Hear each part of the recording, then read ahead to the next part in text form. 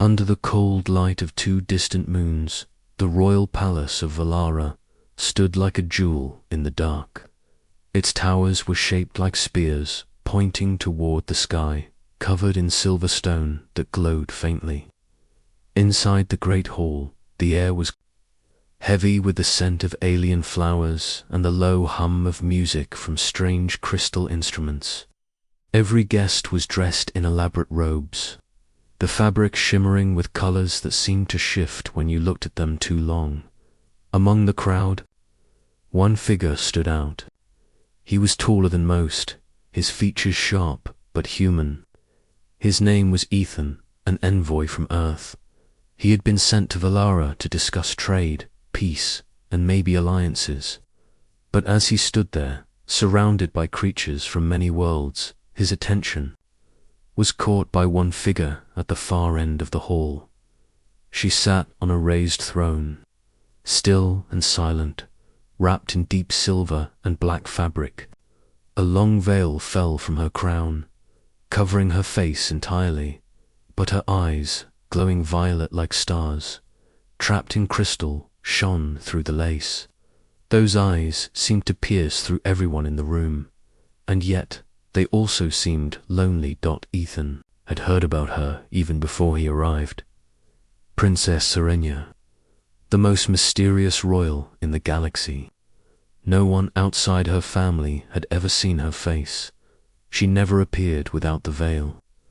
It was said that those who tried to lift it faced terrible consequences. Some believed it was to hide a curse. Others said her beauty could drive a person to madness.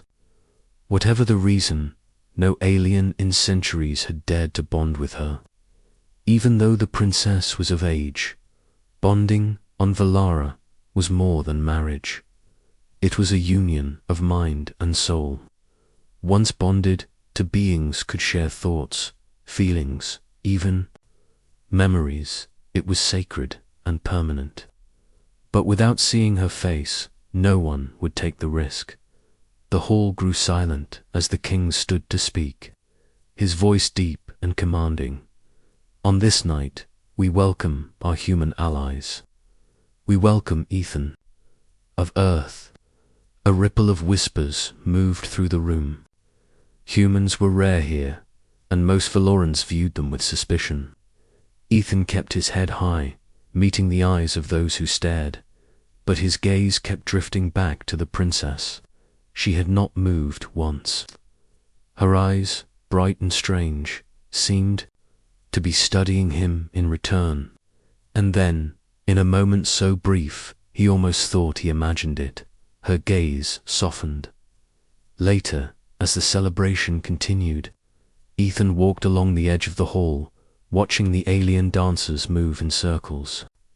The air shimmered with light from hovering orbs. He could hear the murmurs of guests, some curious about him, others not so kind. It was then he felt it, a sudden pull, as if the air itself had shifted. He turned and found himself looking directly into those violet eyes again. Serenya was watching him from her throne. The rest of the room seemed to fade, the music dulling to a faint echo. Her gaze was intense, unblinking. Ethan felt his chest tighten, not from fear, but from something else, something he could not name. The moment was broken when the king called for another toast. The princess lowered her gaze, and the hall came back into focus. But Ethan could not forget the way she had looked at him. After the toast, he overheard two alien nobles speaking. In low voices, "Did you see?" She looked at the human. Perhaps she wonders if he is foolish enough to try. No one is foolish enough. Not after the last one. Ethan wanted to ask what they meant, but they drifted away into the crowd before he could. He told himself it was none of his business. He was here to represent Earth, nothing more. Still, as the night went on, he found himself searching for her through the crowd. He finally spotted her again near the edge of the hall, half hidden behind a pillar. She was speaking quietly to an older woman in gold robes. Her hands, pale and delicate, were covered in thin metal rings connected by chains. The lace of her veil glimmered softly under the lights. She seemed apart from everyone, like a star kept in a glass box. Their eyes met again. This time, she didn't look away. Instead, she tilted her head slightly, as if inviting him to step closer. Ethan hesitated. The Velaran's warnings echoed. In his mind, he had been told many times, do not approach the princess. Do not try to bond.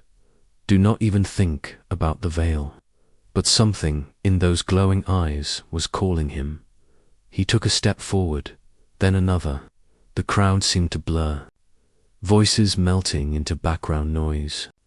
When he was just a few feet away, he stopped. The princess spoke, her voice soft but clear, carrying a strange melody in the way she formed her words. Why are you not afraid? Ethan blinked. Should I be? Her eyes narrowed slightly, not in anger but in curiosity. They told you the stories. They told you the danger. They told me a lot of things, Ethan said, but I don't believe everything I hear. For a moment, there was silence between them. The air seemed heavy, almost electric. Her eyes studied him as though searching for something hidden deep inside him. Then the older woman in gold appeared at her side and touched her arm. The princess looked away, the moment broken. Without another word, she turned and disappeared into the shadows of the hall, her veil trailing behind her like a strip of night sky. Ethan stood there, trying to steady his breath. He didn't know why, but he felt as if something had just begun. Something dangerous and impossible to stop, and somewhere deep inside, he knew he would follow that feeling, no matter where it led. The corridors of the Velaran palace were quiet compared to the great hall. Pale blue light glowed from crystals set into the walls, casting long shadows across the smooth silver floors. Ethan walked slowly, his footsteps echoing in the emptiness. He told himself he was just exploring, but his mind was fixed on one thing. The princess's eyes, that strange mix of mystery and loneliness. He had not planned to speak to her. In fact, every advisor on the journey to Velara had warned him to avoid doing so. Yet she had spoken to him first. Her voice lingered in his thoughts, the question repeating like an echo, "Why are you not afraid?" The further he walked, the quieter the palace became. He turned a corner and heard soft voices coming from behind a carved silver screen. He slowed his steps and listened. She should not speak to him, one voice said. It was sharp, full of authority. It was only a few words. Another replied, softer but still firm. He is a guest. He is a danger, the first voice said. If he becomes curious, if he gets close, the risk is too great. Ethan's chest tightened. He couldn't see who was speaking, but he had a feeling the conversation was about him. He moved on before they could notice him, but the unease stayed with him. Later that evening, when most of the guests had gone, Ethan found himself walking near the palace gardens. The air was cool, and the strange Velaran flowers glowed faintly. In the dark, their petals opened slowly as though breathing. He heard a faint sound, not music this time, but a voice. Following it, he reached a small courtyard. At the center was a fountain, its water shimmering like liquid light.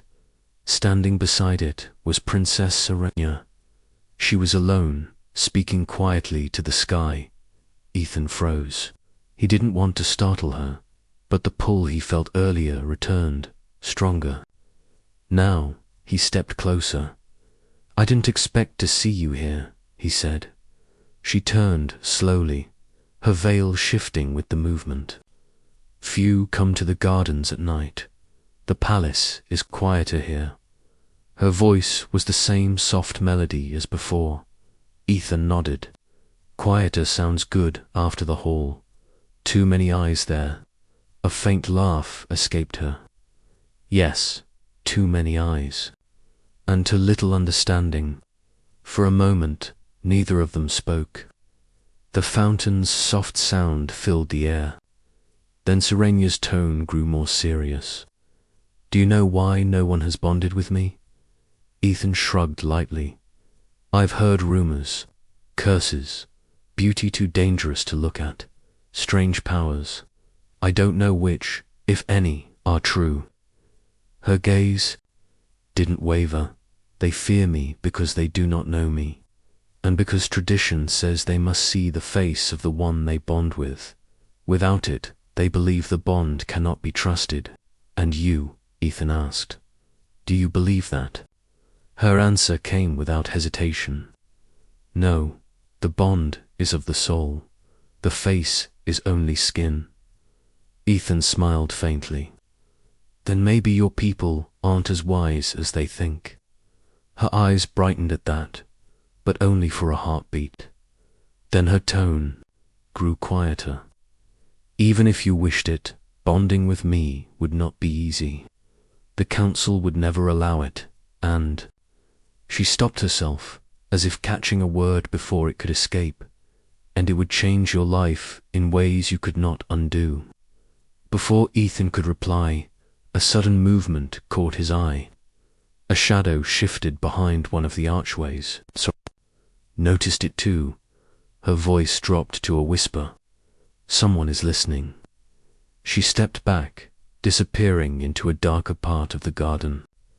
Ethan turned to follow, but a figure stepped out from the shadows, tall, dressed in the black and gold of Velaran guards.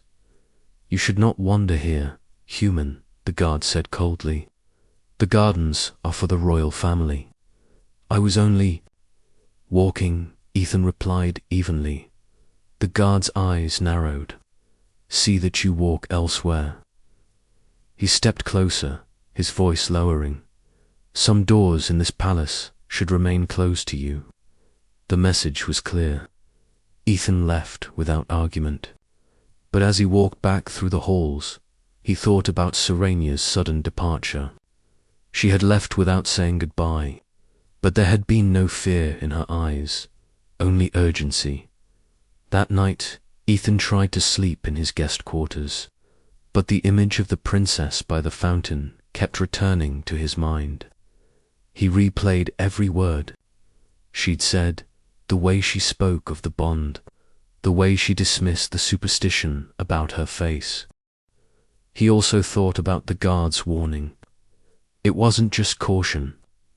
There was hostility there, almost as if he was protecting something far bigger than a royal tradition.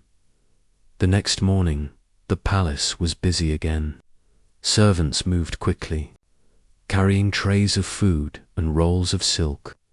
Ethan attended another meeting with the Velaran Council, but his mind wandered.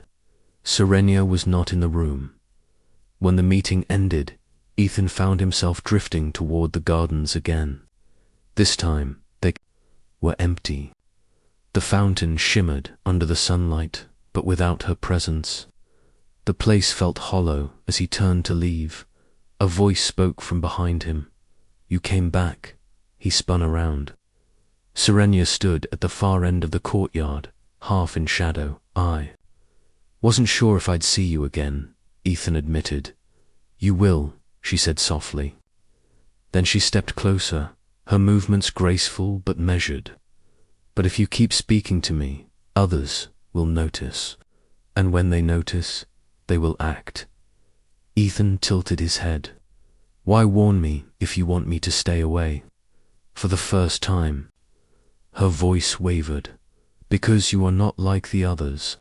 And because I think you might be the only one who understands. Ethan took a step toward her, but she lifted a hand. Not now, tonight. Come to the gardens when the moons rise. Alone. She turned before he could answer, disappearing once more into the shadows of the palace. Ethan stood there for a long moment, his heart beating faster than he wanted to admit. He didn't know exactly what would happen tonight, but he knew one thing for certain: he would be there. Ethan could not shake the sound of her voice from his mind all day. Her words replayed over and over. Tonight, when the moons rise, alone, he went about his diplomatic duties, attending formal meals and smiling at polite conversations, but his thoughts were somewhere else entirely. Every clock he passed seemed to move slower than the last. The palace was beautiful during the day, full of light and music, but at night it was something else entirely. As the sun dipped behind the distant mountains, shadows stretched long over the silver floors. The air cooled, and the quiet seemed heavier. When the first moon arose, Ethan returned to his quarters. He waited until the palace corridors fell silent. Then, moving carefully, he slipped into the hall. He walked past columns, carved with alien symbols, and over rugs that muffled his footsteps. Somewhere above, the second moon appeared, its pale light spilling through the high windows. The gardens were almost exactly as he had seen them before, the fountain glowing faintly, the flowers open and breathing softly in the night air. But this time he was alone, or so he thought. A whisper came from the far side. "You came." Serenya stepped out from behind a tall archway, the veil over her face shimmering in the moonlight. Her eyes caught the light, glowing brighter than any jewel Ethan had ever seen. "I said I would," he replied quietly. She moved closer, her steps silent. "Then you understand the risk." "I understand you asked me to be here," Ethan said. "That's enough." For a long moment, she didn't speak. Then, she lifted her hands slightly, and the moonlight caught the silver chains draped between her fingers. "There are things about me you will not hear in the council chambers or in the whispers of the nobles. Things that could change what you think of me." Ethan's gaze stayed locked on hers. "Then tell me." She glanced around, as if making sure no one was near. "The veil is not a symbol. It is a prison. My people believe my face carries a force, a power that could upset the balance between our worlds. If I bond with someone, that power could spread to them, and together." She hesitated. "Together we could change everything." Ethan studied her. "Is that what they're afraid of? Change?" Her eyes darkened. "They say it is fear of destruction, but I believe it is fear of losing control." The sound of footsteps echoed faintly from somewhere beyond the garden walls. Both of them froze. Serenya stepped closer to him, her voice dropping lower. "You must leave before they see you here. They are watching you already." Before Ethan could respond, a figure stepped into the courtyard from the shadows. It was not a guard this time, but a man dressed in dark violet robes, his face lined and sharp.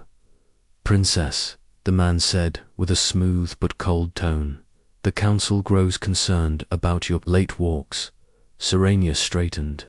"I am not breaking any law, Chancellor Varek." Varek's eyes slid toward Ethan. "And yet, you keep unusual company. Human, is it? I trust you understand our traditions and the danger of ignoring them." Ethan kept his voice even. "I'm here as a guest, nothing more." Varek smiled thinly. "Good, let us keep it that way." He turned back to Serenya. "Your father expects you tomorrow morning. I would not keep him waiting." With that, he left as quietly as he had appeared. The sound of his footsteps faded, leaving only the fountain's gentle trickle. Serenya looked back at Ethan. "You see, this is what I meant. Every move I make is watched." Ethan nodded slowly, And yet, you still asked me to come. Her voice softened. Because I think you might be the only one who would listen without fear. She took a breath. Ethan, would you consider bonding with me without seeing my face? The question hit him harder than he expected. Bonding meant tying his mind to hers forever. It meant taking a step that no alien in centuries had dared to take. Why me? He asked. Because you are not one of them, she said simply. You do not carry their fear. And because when you looked at me, you saw me, not the veil. The silence stretched between them, filled only by the sound of water and the soft hum of the night insects. Finally, Ethan spoke. If I said yes, what would happen? Her eyes held his. We would need to complete the bond before the next council meeting. After that, they will try to force me into a political union. Once bonded, they cannot undo it. But it would put us both in danger. Ethan's mouth curved into the faintest of smiles. Danger doesn't bother me. Before she could reply, a sudden noise broke the stillness, the sharp crack of something hitting stone. A small metal dart rolled to the ground near the fountain. Ethan stepped back instinctively. From the shadows of the garden wall, a dark shape moved, fast and silent. It wasn't a guard. It wasn't Varric.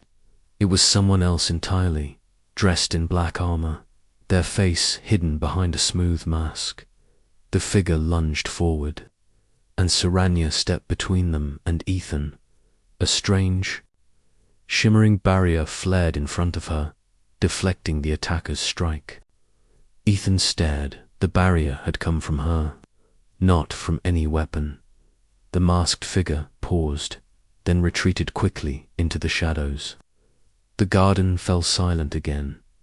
Ethan looked at her in shock. That was you. Her voice was calm, but her eyes were blazing. That is why they fear me, Ethan, and why you must decide quickly before they try again. He understood then that whatever power lay behind her veil was not just rumor. It was real, and it was dangerous, but not in the way the council wanted him to believe. And he also knew something else. He wasn't going to walk away. The palace felt different the next morning, colder somehow, though the sunlight streamed in through the tall crystal windows. Ethan had barely slept. Images from the night before kept replaying in his mind, the shimmer of that strange barrier, the masked attacker melting into the shadows, and the calm fire in Serenya's eyes. At breakfast, the long banquet table was filled with nobles and officials. Silver plates held delicate alien fruits that glowed faintly, and the air smelled of spices Ethan couldn't name. The conversation was polite, but there was an edge to it. He could feel eyes on him, measuring, calculating, across the table. Chancellor Varric spoke softly to another council member, though not softly enough. The human grows bold. It will become a problem. The other man nodded. He spends too much time in places he does not belong. Ethan took a slow sip from his cup, acting as though he hadn't heard a word, but every sentence tightened the knot in his stomach. They already saw him as a threat. When the meal ended, a palace servant slipped a folded strip of silver parchment into Ethan's hand without a word. He waited until the hall was empty to open it. The writing was in Velaran script, but Serenya had taught him enough to understand. Meet me where the stars fall at midday. He thought for a moment. Where the stars fall could only mean one place. The Hall of Celestial Maps. It was a massive chamber lined with glowing charts of every known system, the planets shifting slowly in the air above. When Ethan arrived, the room was empty, except for Serenya.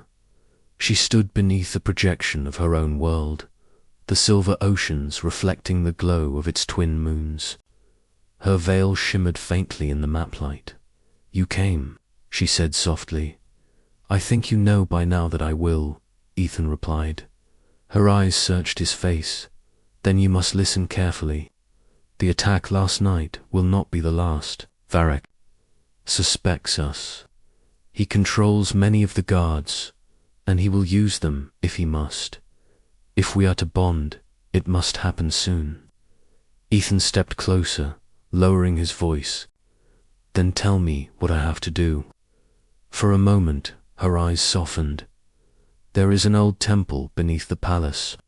Few know it still exists. That is where the bonding ritual can be performed without the council's approval.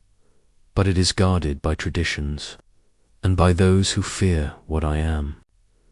"Then we go together," Ethan said simply. Her gaze sharpened, as if testing his resolve. "Once we begin, there will be no turning back. The bond is forever, and once they know it is done, they will come for us both."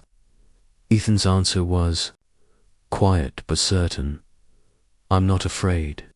She studied him for a heartbeat longer, then nodded. "Tonight, when the halls are empty, I will guide you." Before he could reply, the door to the chamber opened, and two guards entered. Their expressions were stiff, their eyes flicking between the princess and the human. "Your presence is requested in the council chamber." "Princess," one of them said, "the king wishes to see you." Serenya inclined her head but said nothing. She turned to Ethan, her voice calm. "Until tonight." The guards escorted her out, leaving Ethan alone beneath the drifting planets. He looked up at Velara's glowing image and wondered how many lives might change before the next sunrise. That night, the palace corridors were quieter than usual. The heavy doors to the great hall were closed, and the sound of distant music drifted from another wing. Ethan moved quickly, his path memorized from Serenya's instructions. He reached the gardens first, the fountain casting its soft glow across the flowers. Moments later, Serenya appeared, moving like a shadow between the columns. "This way," she whispered. She led him to a narrow archway hidden behind a curtain of vines. Behind it was a spiral stair that descended deep into the palace foundations. The air grew cooler as they went down, and the walls changed from polished silver to ancient stone. "This place was built before the palace," she said quietly as they walked. "The first Velarans believed the bond was sacred, not a tool for politics, but for unity. It was here they performed the first rituals." The stair opened into a vast underground hall. Tall stone pillars rose into the dark, carved with symbols that seemed to move when he looked at them too long. In the center was a circular platform inlaid with glowing lines that pulsed slowly, like the beat of a heart. Serenya stepped onto the platform, motioning for Ethan to follow. "Stand here, opposite me." He obeyed, his boots ringing softly on the stone. She raised her hands, and the silver chains around her fingers caught the faint light. Her voice became a steady rhythm, speaking words in Velaran that he could not understand but somehow felt deep in his chest. The air between them shimmered. The platform's lines glowed brighter. Ethan felt a warmth spreading from the ground up through his legs, his chest, his arms. His thoughts seemed to stretch outward, reaching toward her. Then a sound broke the stillness. Heavy footsteps echoed from the stairway. Serenya's voice faltered.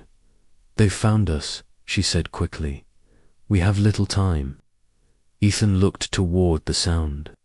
The glow at the edge of the platform flickered, and from the darkness emerged Chancellor Varric, flanked by armed guards. "This ends now," Varric said coldly. "Step away from her, human." Serenya's voice rose again, stronger now, the words flowing like a river.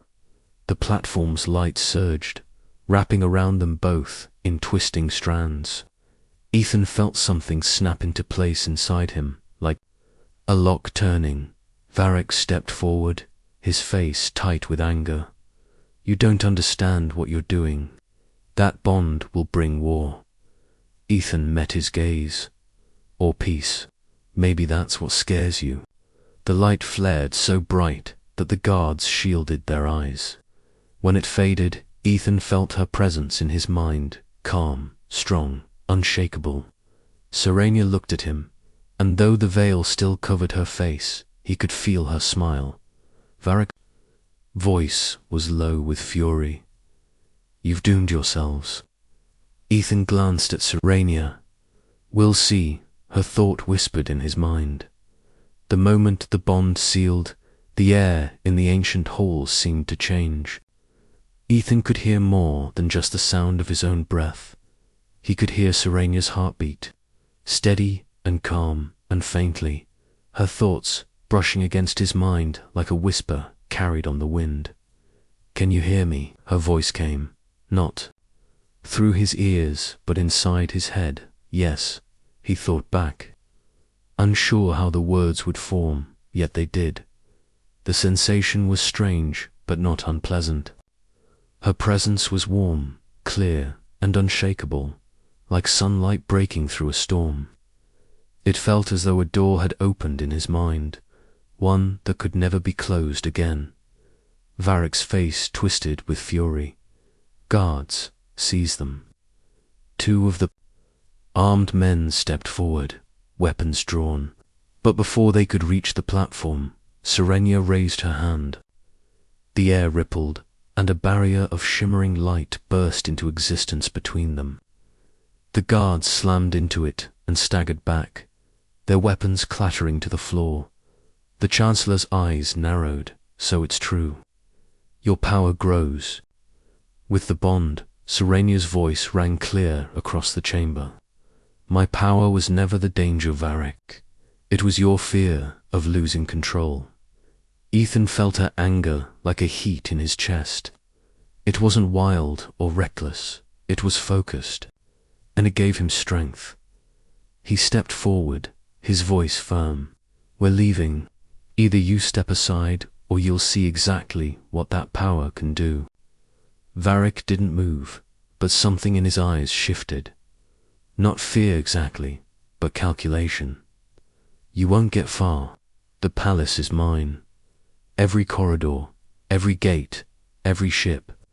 And when the king hears of this, he let the threat hang in. The heir Serenya tilted her head slightly, and Ethan felt the thought form in her mind before she spoke it aloud. We don't have to fight him here. The light barrier shimmered and expanded, pushing the guards back. In that moment, Ethan and Serenya stepped off the platform together, moving toward a side passage barely visible between two of the massive pillars. Stop them, Varric shouted. The guards charged, but the moment one came to close, swept her hand in a graceful arc. The floor beneath the soldier rippled like water, throwing him off balance. Another tried to cut them off, but Ethan, acting on instinct, grabbed a loose length of chain from the wall and swung it in a wide arc, forcing the attacker back. They disappeared into the narrow passage, the sounds of pursuit echoing behind. Them, the stairway they took, spiraled downward, the air growing colder and damp. Where does this lead? Ethan asked in his mind. To the old river tunnels, Serenya replied. Before the palace, these were part of the city's lifeblood. Most believe they've collapsed. But I know another way out. They emerged into a wide stone tunnel where a thin stream of glowing water ran along the floor. The ceiling was low, and faint bioluminescent moss cast a pale green light over the walls. Their footsteps splashed softly as they moved quickly. Above, the distant sound of alarms began to echo deep, metallic tones that vibrated through the stone. They know we're gone, Ethan muttered. They will try to close the gates, Serenya said. We have little time. The tunnels twisted and branched. Serenya moved without hesitation, guiding him through the maze. At one turn, they nearly collided with two guards in dark armor. One of them raised a weapon, but before he could fire, Serenya's eyes glowed brightly. The moss along the wall flared with sudden light, blinding the guards long enough for Ethan to pull her past them. Finally, they reached a grate at the end of the tunnel. Beyond it, the city stretched out in the moonlight, silver spires, floating bridges, and streets glowing with soft blue light. Ethan braced himself and shoved hard. The grate gave way with a groan, and they stepped out into the cool night air. From here, the palace loomed above them like a mountain of light and shadow. Where now? Ethan asked. To the outer district, Serenya said. There's someone there we can trust. My old nurse. She kept me safe as a child, and she will hide us now. They moved quickly through the narrow streets. The city was alive, even at night. Alien merchants called out in strange languages, and small floating creatures drifted through the air like living lanterns. Ethan kept glancing over his shoulder, expecting to see Varric soldiers at any moment. In his mind, Serenya's voice came softly. You feel it too, don't you? The bond, it's strange, Ethan admitted. Like we've always known each other. That is how it should be, she replied. But it will also make us easier to track. Those who know the old ways will sense it. They reached the outer district, a place where the polished elegance of the inner city gave way to rougher streets and smaller, older buildings.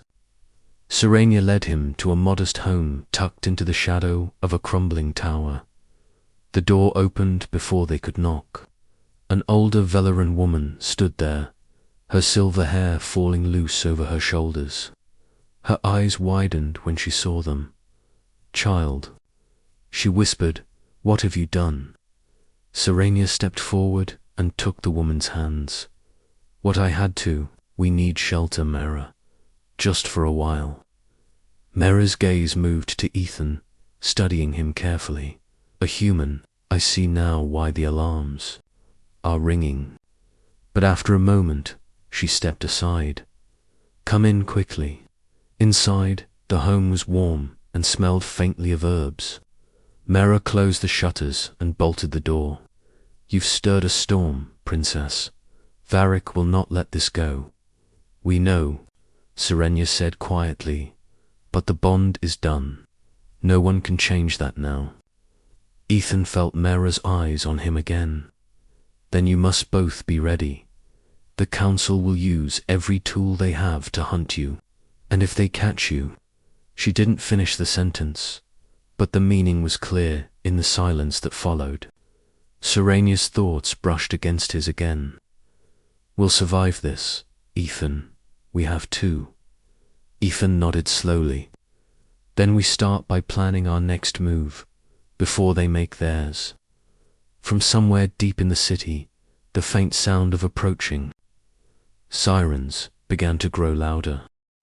The sirens drew closer, a low, pulsing wail that echoed through the narrow streets outside Mera's home. Ethan moved to the window and peered through the slats in the shutter. The glow of patrol drones swept over the rooftops, their search beams cutting through the night like white fire. Somewhere above, the distant hum of a larger airship vibrated in the air, heavier, slower, and unmistakably military. They're tightening the net, Ethan said. Maera shook her head. Varric wastes no time. He will want you caught before dawn. She crossed to a cabinet, pulling out a small silver orb etched with faint runes. Take this, she said, handing it to Serenya. If you're cornered, it will hide you for a short time, but only once. Serenya accepted it, her eyes meeting Mara's. Thank you, I will return it. Mara gave her a sad smile. No, child, you will not. There was no more time to talk. Through the bond, Ethan felt Serenya's urgency, sharp as a blade. We need to move now. They slipped out through the back door into an alley lined with hanging cloth banners and crates stacked high. The scent of spice and oil filled the air, mingled with the faint hum of the city's power lines. Ethan kept his voice low. Where are we going? To the old sky bridge. Serenya answered in his mind. It's the fastest way to the lower docks. If we can reach them, we can take a vessel out of the city. They kept to the shadows, winding through twisting alleys. The patrol drones swept overhead now and then, forcing them to duck under awnings or press against the walls until the light passed. Through the bond, Ethan could feel her heightened senses. She noticed every flicker of movement, every faint shift in the wind that might mean danger. Halfway to the sky bridge, they heard it, the pounding of boots. A squad of guards rounded the far corner, their armor catching the moonlight. Go, Ethan hissed. They sprinted down the narrow street, their footsteps echoing against the stone. The guards shouted, and energy bolts hissed past, striking the walls in bursts of light. Serenya's veil streamed behind her as she ran, her speed startling for someone so graceful. They turned sharply into a side passage, only to find another group blocking the way. We're trapped, Ethan muttered. No, Serenya's thought came sharply. She raised her hand, and the air rippled in a wave. The walls themselves seemed to bend, creating a narrow opening that hadn't been there before. Without hesitation, she pulled Ethan through. They emerged into a forgotten courtyard, overgrown with pale vines, the hidden exit sealed behind them, leaving no trace of their passage. Ethan stared at her. You've been holding back. Not holding back, she replied softly, just choosing the right moments. The sky bridge loomed ahead, a long narrow span suspended between two tall towers. Its floor made of thick glass that reflected the moons above and the glowing streets far below. They crossed quickly, the faint hum of the bridge's old energy rails vibrating underfoot. But halfway across, a dark shape rose from the shadows of the tower ahead. Chancellor Farik. He stood with two guards at his side, the wind pulling at his long violet robes. You've run far enough, he said, his voice carrying easily across the bridge. End this now, and I may convince the council to show you mercy. Ethan stepped forward. We're not going back. Varric's gaze flicked to him with disdain. You think you've won something human. You've shackled yourself to a danger you can't control. She will destroy you, and in time, she will destroy us all. She's not the danger here, Ethan shot back. You are. The Chancellor's eyes narrowed. Then you've made your choice. He raised a hand, and the guards moved forward. Before Ethan could react, Serenya stepped in front of him. The wind seemed to gather around her, swirling her veil and robes. Her eyes blazed brighter than ever, and Ethan felt the surge of energy. Through the bond, like a wave of heat, the guards charged, and in an instant, the glass floor beneath them shimmered, then turned fluid. Their feet plunged through, and before they could recover, the glass hardened again, trapping them in place. Varric's expression flickered, but only for a moment. Impressive, he said, but your power is raw, unstable, without guidance. It will consume you. Serenya's voice was steady. I have guidance now, and I will not be your weapon. The Chancellor's gaze hardened. Then you will be my enemy. He stepped back, pressing a device on his wrist. The sky bridge trembled. Somewhere deep within its structure, mechanisms groaned to life. It's collapsing, Ethan shouted. Through the bond, Serenya's mind brushed against his. Hold on to me. The bridge began to split apart, sections falling away into the void below. Without hesitation, Serenia pulled Ethan close, the light flaring around them. For a moment, the ground vanished, and then they were standing safely. On the far tower, the remaining bridge crumbling behind them, Ethan's heart pounded. We need to get to the docks before he can cut us off again. They raced down the spiral stair inside the tower, emerging into the lower city. The docks. Stretched ahead, a wide platform where small ships hovered, ready for launch.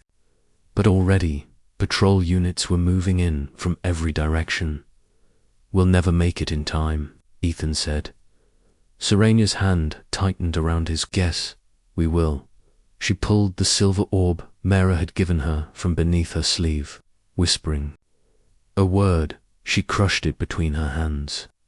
The air around them shimmered, and suddenly the world seemed to tilt. The noise of the city faded, the lights dimmed, and they were no longer visible to the approaching patrols. An invisibility field, Ethan murmured. Only for a few moments, she warned. They moved quickly, weaving between the ships, until they reached a small, sleek vessel marked with the crest of the royal fleet. Serenia keyed the hatch, and they slipped inside. The invisibility field faded as the engines roared to life. Outside, shouts rang out and weapons fired. But the ship lifted from the dock and shot into the night sky. Leaving the city behind, Ethan settled into the co-pilot's seat, looking over at her. So, where now? Serenya's eyes were fixed. Ahead, but her voice in his mind was steady. Somewhere they can't follow, and when we return, it will be on our terms. The stars stretched out before them, endless and bright. Behind them, Velara shrank into the distance, but Ethan knew. This wasn't over. The bond had only just begun to change everything.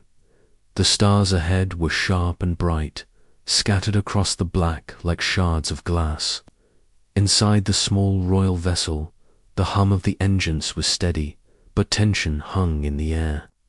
Ethan sat in the co-pilot's seat, watching Serenya's hands on the controls. Her movements were precise, her posture straight. Yet through the bond he could feel the storm beneath her calm surface. Determination mixed with the weight of everything they had just done. "You're quiet," Ethan said, after a moment. "I'm thinking," she replied, her voice soft but steady. "Varric will not let this go. Even now, he's twisting the council against us." Ethan leaned back, eyes on the stars. "Then we don't give him the chance. We take the fight to him." Serenia glanced at him, her violet eyes glowing faintly in the dim light. "You speak as if it's simple." "It's not," he admitted. "But we can't run forever." She said nothing for a moment, then adjusted the navigation. Through the bond, Ethan felt a flicker of something, a place in her memory. High cliffs over a silver sea, a hidden port carved into the rock. "Where is that?" he asked. "An old refuge," she answered. "It was built by those who opposed the council long before I was born. If it still stands, we might find allies there." The ship cut through the void for hours, the only sound the faint vibration of its systems. At last, the silver sea from her memory appeared below them, glimmering under the light of Velara's distant twin moons. She guided the vessel into a narrow canyon, the walls rising steep on either side. They landed on a small platform hidden under an overhang. The air was cool and smelled faintly of salt. Ethan stepped out and looked around. The place was silent except for the distant rush of waves from the shadows of the cliffside. Figures emerged, Valerans dressed not in the royal colors, but in dark, plain clothing. Their eyes watched carefully, and none moved closer until an older man stepped forward. His hair was white, but his posture was unbent. "Princess Serenya," he said, his voice rough. "It has been many years." "Commander Raoul," she greeted. "I hoped you were still here." His gaze shifted to Ethan, and the human. "He is my bonded," Serenya said simply. The commander's brows rose slightly, but he nodded. "Then you both have my protection. Come inside. We have much to discuss." They followed him through a carved tunnel into a hidden hall lit by hanging crystal lamps. A long table sat in the center, maps and old data tablets scattered across. Its surface.rh Al gestured for them to sit. "Varric's power grows every year. If you've come here, I assume you plan to challenge him." "Yes," Serenya said. "But not only him. The corruption in the council must end." Raoul studied them both for a long moment. "You've taken a dangerous path, but you're not alone. There are still those in the city who would see Velara free of his grip. With your bond, you might just have the strength to rally them." Ethan leaned forward. "Then let's start. What do we need?" Over the next hour, they laid out a plan, one that would take them back into the city, not as fugitives, but as a force. Messages would be sent to trusted allies, evidence of Varric's manipulations gathered, and when the time came, they would confront him before the king himself.